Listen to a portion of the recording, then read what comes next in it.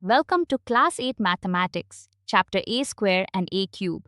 We are covering the textbook questions from this chapter. Here is the next question. Which of the following is the greatest? Explain your reasoning.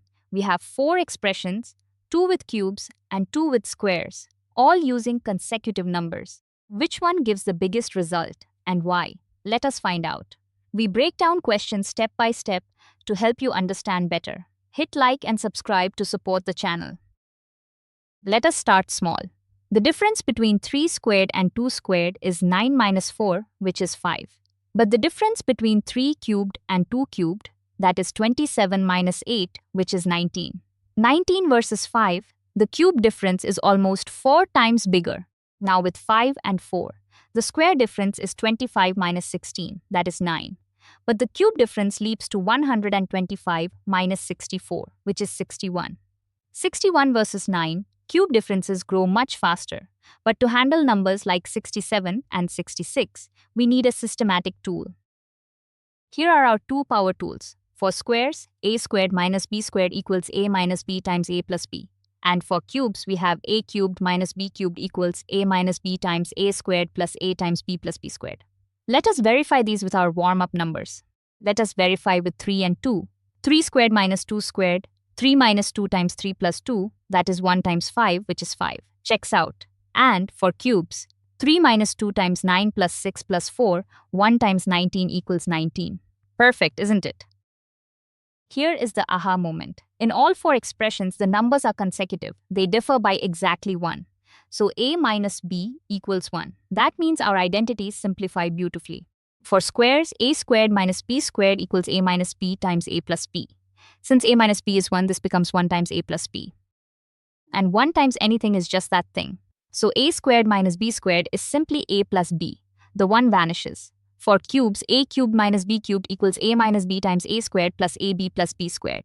Again, a minus b is 1, so this becomes 1 times a squared plus ab plus b squared. The 1 vanishes here too. So a cubed minus b cubed is simply a squared plus ab plus b squared. What a beautiful simplification.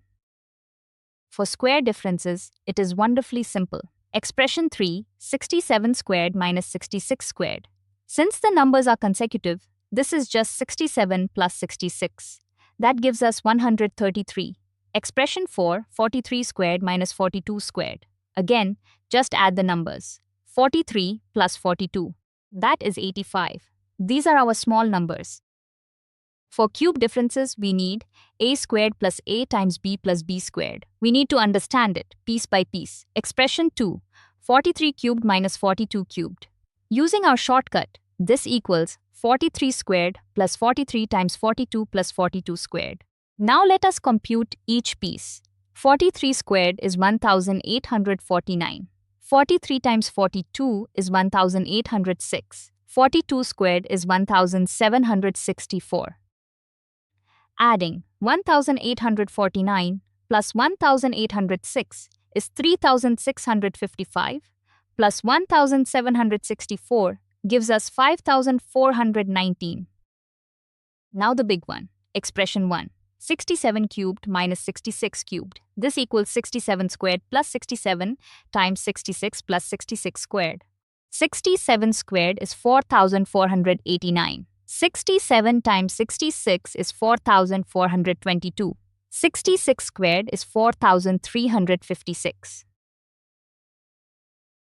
Adding 4489 plus 4422 is 8911 plus 4356 gives us 13267.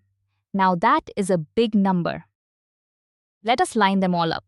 Expression 1, 13,267. Expression 2, 5,419. Expression 3, 133. Expression 4, 85. The order is crystal clear. 13,267 is the greatest by a huge margin. Expression 1, 67 cubed minus 66 cubed wins. Here is what to remember. When numbers are consecutive, a minus b is 1, and the identities simplify beautifully. Square differences become just a plus b, and cube differences become a squared plus ab plus b squared. The big takeaway, cube differences are far larger than square differences for the same pair of numbers. Your method. Spot consecutive numbers, apply the simplified identities, compute and compare. You could even reason without full computation. Cube differences beat square differences, and bigger numbers give bigger differences. You have just discovered how algebraic identities turn intimidating cube and square differences into manageable calculations. That is a superpower you will use again and again. Keep learning and keep growing. See you in the next question.